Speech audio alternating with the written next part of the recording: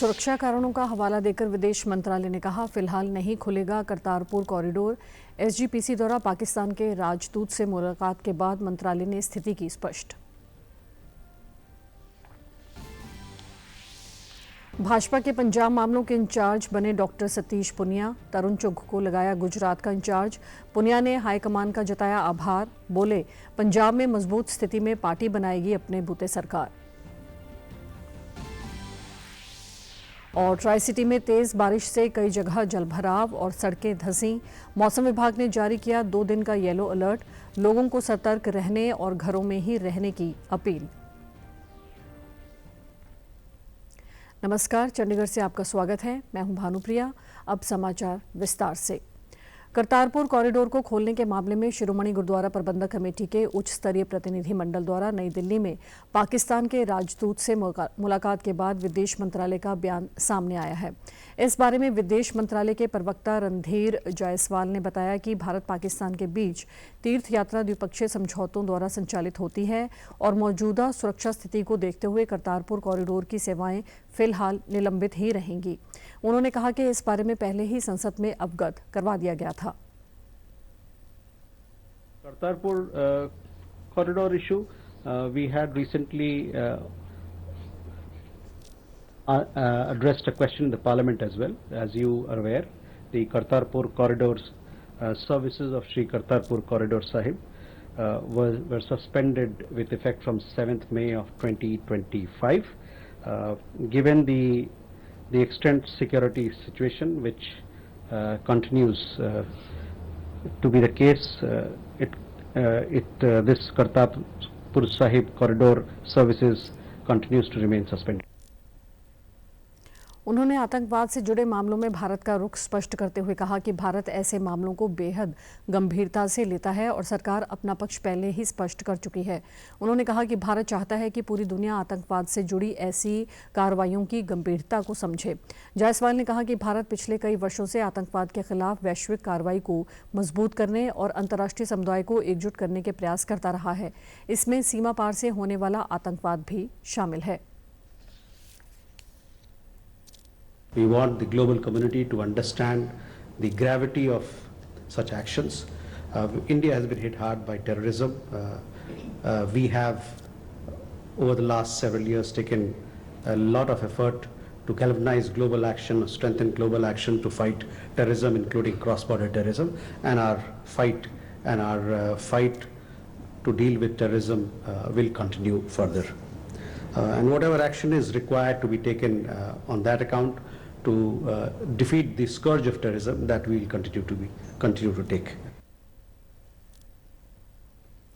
National testing agency ने परीक्षा प्रबंधन को और अधिक मजबूत और सुरक्षित बनाने के लिए अपनी परीक्षा टीम में बड़ा बदलाव किया है। केंद्रीय शिक्षा मंत्री प्रहलाद जोशी ने एनटीए की समीक्षा बैठक में परीक्षा के सुचारू संचालन के लिए सभी जरूरी और बुनियादी सुविधाएं सुनिश्चित करने के निर्देश दिए हैं। शिक्षा मंत्री के निर्देशों के बाद मंत्रालय ने सोशल मीडिया के माध्यम से जानकारी दी है कि एनटीए द्वारा लगभग 600 विशेषज्ञों को हटाकर नए विशेषज्ञों की नियुक्ति की जा रही है। प्रश्न पत्रों की जांच और सुरक्षा को मजबूत करने के लिए 4 स्तरीय प्रश्न पत्र जांच प्रणाली लागू की जाएगी। इसके अलावा अगले 2 से 3 हफ्तों में 20 से 25 नए अधिकारी भी एनटीए में शामिल किए जाएंगे। एजेंसी के कार्यालयों को नई जगहों पर स्थानांतरित किया जाएगा, जहां सुरक्षा व्यवस्था को मजबूत करने के लिए केंद्रीय औद्योगिक सुरक्षा बल की टीमों को तैनात किया जा रहा है। केंद्रीय शिक्षा मंत्री के निर्देशों पर एनटीए द्वारा परीक्षाओं के सुचारू और सुरक्षित आयोजन के लिए आवश्यक सुरक्षा और बुनियादी ढांचे से जुड़े कदम उठाए जा रहे हैं। भाजपा की नई केंद्रीय टीम की घोषणा के बाद कल पार्टी ने 3 चुनावी राज्यों के लिए प्रभारियों की नियुक्ति का ऐलान किया। पंजाब मामलों का प्रभारी डॉक्टर सतीश पुनिया को बनाया गया है, वहीं तरुण चुघ को गुजरात और विनोद तावड़े को उत्तर प्रदेश मामलों का इंचार्ज नियुक्त किया गया है। पंजाब भाजपा का इंचार्ज बनने के बाद सांसद सतीश पुनिया ने पार्टी हाईकमान का धन्यवाद व्यक्त किया और विश्वास जताया कि पंजाब में भाजपा का भविष्य उज्जवल है। उन्होंने कहा कि पंजाब में भाजपा को कमजोर नहीं आंकना चाहिए। राज्य में नशे, कानून व्यवस्था और आर्थिक स्थिति को लेकर वर्तमान सरकार के खिलाफ लोगों में भारी रोष है। सतीश पुनिया ने संगठनात्मक स्तर पर पंजाब के हर हिस्से में भाजपा को और मजबूत करने तथा संगठन में विस्तार करने की बात कही। उन्होंने जोर दिया कि पार्टी अपनी क्षमताओं के बल पर राज्य में प्रदर्शन करेगी और अपने बलबूते पर सरकार बनाएगी। ये मेरे लिए पद से ज़्यादा भरोसा है, पार्टी का विश्वास है। मेरी कोशिश रहेगी कि इस विश्वास को मैं कामयाब करूं। आज भारतीय जनता पार्टी चर्चा में और विचारों में संगठनात्मक तौर पर पंजाब के हर हिस्से में कोशिश रहेगी कि जितनी जल्दी संगठन को दुरुस्त किया जा सके और कुछ उसमें इजाफा कर सके। राजनीतिक और रणनीतिक तौर पर भारतीय जनता पार्टी ने देश में बड़े मिथक तोड़े। हरियाणा के बारे में शर्तें लगाते थे कि बीजेपी की कभी सरकार नहीं बन सकती, उस प्रदेश में तीसरी बार सरकार बनाई। तो भारतीय जनता पार्टी धारणा को, मिथक को तोड़ने का काम करती है। हरियाणा सिख गुरुद्वारा प्रबंधक कमेटी के प्रधान जगदीश सिंह झिंडा की अगुवाई में विभिन्न सिख संगठनों के प्रतिनिधि मंडल ने कल चंडीगढ़ में हरियाणा के मुख्यमंत्री नायब सिंह सैनी से मुलाकात की। बैठक में पंजोखरा साहिब से जुड़े मुद्दे पर विस्तार से चर्चा हुई। प्रतिनिधि मंडल ने अपनी मांगों और चिंताओं से मुख्यमंत्री को अवगत करवाया। बैठक के बाद जगदीश सिंह झिंडा ने कहा कि मुख्यमंत्री के साथ बातचीत सकारात्मक रही। मुख्यमंत्री ने मामले में हर संभव सहयोग और मदद का भरोसा दिलाया है। उन्होंने कहा कि मुख्यमंत्री के आश्वासन के बाद 25 अगस्त को प्रस्तावित रोष प्रदर्शन अब नहीं किया जाएगा। झिंडा ने सभी सिख संगठनों और साध संगत से अपील की कि वे किसी भी तरह की अफवाहों पर ध्यान न दें और आपसी भाईचारे व सौहार्द बनाए रखें। उन्होंने कहा कि पंजोखरा साहिब से जुड़े विषय पर सकारात्मक बातचीत हुई है। मुख्यमंत्री के आश्वासन के बाद सभी पक्षों को शांतिपूर्ण और सकारात्मक तरीके से आगे बढ़ना चाहिए।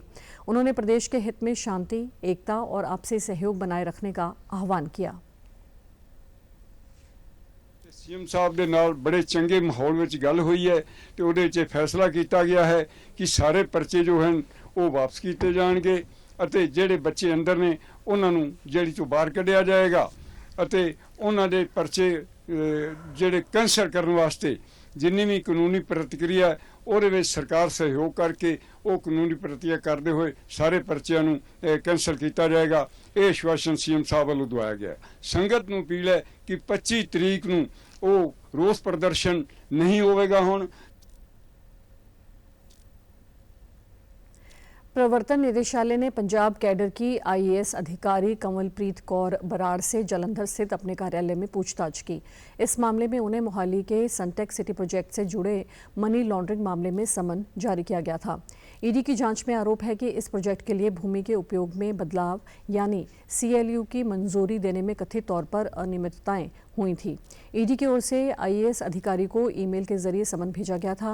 जांचकर्ता ये पता लगाना चाहते हैं कि डेवलपर को जमीन बेचने के लिए जमीन मालिकों की सहमति लेने हेतु अधिकारियों ने क्या प्रक्रिया अपनाई थी। इस मामले में वर्ष 2024 के दौरान आवास एवं शहरी विकास विभाग में तैनात अन्य नौकरशाहों की भूमिका की भी जांच की जा रही है। डिजिटल इंडिया पहल के तहत भारतीय राष्ट्रीय राजमार्ग प्राधिकरण यानी NHAI ने देश भर के 121 टोल प्लाजा पर ऑनलाइन फास्टैग लोकल पास की सुविधा शुरू की है। अब दैनिक यात्री राजमार्ग यात्रा मोबाइल ऐप के जरिए ऑनलाइन मासिक लोकल पास प्राप्त कर सकते हैं। इस सुविधा से टोल प्लाजा पर व्यक्तिगत रूप से जाने और दस्तावेज जमा करवाने की आवश्यकता खत्म होगी और पास प्राप्त करने की प्रक्रिया और आसान होगी। NHAI की ये पहल राष्ट्रीय राजमार्गों पर यात्रा को सुविधाजनक, पारदर्शी और जन कल्याण की ओर एक अहम कदम माना जा रहा है। ये सुविधा मुख्य रूप से उन लोगों के लिए शुरू की गई है जहां टोल प्लाजा के 20 किलोमीटर के दायरे में रह रहे हैं। मौसम विभाग द्वारा मोहाली, चंडीगढ़ और पंचकुला में अगले कुछ घंटों के लिए भारी बारिश की चेतावनी जारी की गई है। बारिश का प्रभाव घग्गर नदी से सटे इलाकों जैसे चंडीगढ़, डेराबस्सी और मोहाली में साफ देखने को मिल रहा है। कुछ ही मिनटों की बारिश के कारण शहर की सड़कों, गलियों और विशेष रूप से निचले इलाकों में पानी भर गया है। मौसम विभाग ने लोगों को बिना वजह घर से बाहर न निकलने और नदी नालों से दूर रहने की सख्त सलाह दी है। चंडीगढ़ में सुबह से बूंदाबांदी जारी है, जिससे 3 सड़कें भी टूट चुकी हैं और सेक्टर 26 में सड़क धंस गई। कई जगह जलभराव के कारण जाम लग गया। वहीं पंजाब के शिक्षा मंत्री हरजोत बैंस ने सोशल मीडिया पर वीडियो साझा कर लोगों को बारिश में सतर्क रहने और सावधानी बरतने की सलाह दी है। काफी भारी बरसात जिहड़ी हो रही है श्री अनंदपुर साहब ते नंगल दे इलाके दे विच प्रशासन सारा इस वक्त नजर बनाई रखे हुए। कोई फिलहाल कोई चिंता की गल नहीं है, पर फिर भी मैं खुद भी फील्ड दे विच है। किसी नूं किसी भी तरह की कोई भी जरूरत पैंदी है तो तुसीं इमीडिएटली दस सकते, मैं खुद मौके पर हाजिर होऊंगा। दूजी गल यह है कि आप जी नूं बेनती है कि जिहड़ा है आपां खड्डां तो ते जिहड़ी नहरां तो दरियावां तो दूरी बनाई रखिए। फिलहाल कोई भी चिंता की गल नहीं है, पर भारी बरसात हो रही है तो किसी को किसी भी तरह की कोई जरूरत है मैं फील्ड 'ਚ ਹੀ ਘੁੰਮ ਰਿਹਾ।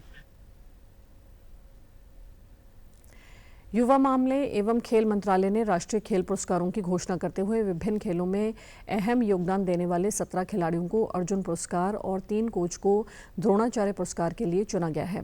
अर्जुन पुरस्कार के लिए हरियाणा के मुक्केबाज नरेंद्र बेरवाल, कबड्डी खिलाड़ी पूजा व सुरजीत, पैरा खिलाड़ी एकता भ्याना के अलावा तेजस्वनी शंकर, ट्रीसर जॉली, विदित गुजराती समेत कई अन्य खिलाड़ियों को नामित किया गया है। इनके अलावा फुटबॉल के क्षेत्र में लंबे समय से सेवाओं के लिए आई अरुमेनायागम को भी अर्जुन पुरस्कार से सम्मानित किया जाएगा। खेल मंत्रालय की ओर से चुने गए खिलाड़ियों और कोचों को उनकी शानदार खेल उपलब्धियों और योगदान के लिए ये पुरस्कार दिए जाएंगे। पंजाब के मुख्यमंत्री भगवंत मान ने आज चंडीगढ़ स्थित आवास पर एक प्रेस वार्ता को संबोधित किया। इस दौरान उन्होंने कहा कि पंजाब में खेडा वतन पंजाब दियां का अगला सीजन 5 सितंबर को बठिंडा से शुरू होगा, जिसका समापन 29 नवंबर को पटियाला में होगा। उन्होंने कहा कि इस बार 10 लाख से ज्यादा खिलाड़ी इस आयोजन का हिस्सा बनेंगे। इनमें 9 आयु वर्ग जिनमें अंडर 14 से लेकर 17 वर्ष से अधिक आयु वर्ग के खिलाड़ी भाग लेंगे। मुख्यमंत्री ने कहा कि सरकार का लक्ष्य खेलों के माध्यम से स्वस्थ और नशा मुक्त पंजाब का निर्माण करना है। ये खेल अभियान सरकार के नशा विरोधी प्रयासों का एक महत्वपूर्ण हिस्सा है। उन्होंने बताया कि पिछले 4 सीजन में 40,415 खिलाड़ियों को 135 करोड़ रुपए से अधिक के नगद पुरस्कार दिए गए हैं।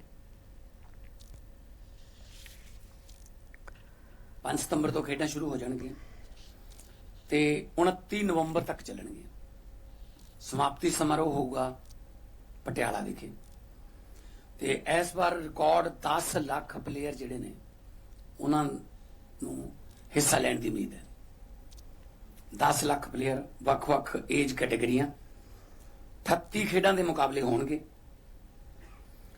इस बार पहली बार खिडारियां दी मंग ते मुंडियां ते कुड़ियां दी टेनिस बॉल क्रिकेट भी डेमोन्स्ट्रेशन के तौर पर शामिल की गई है।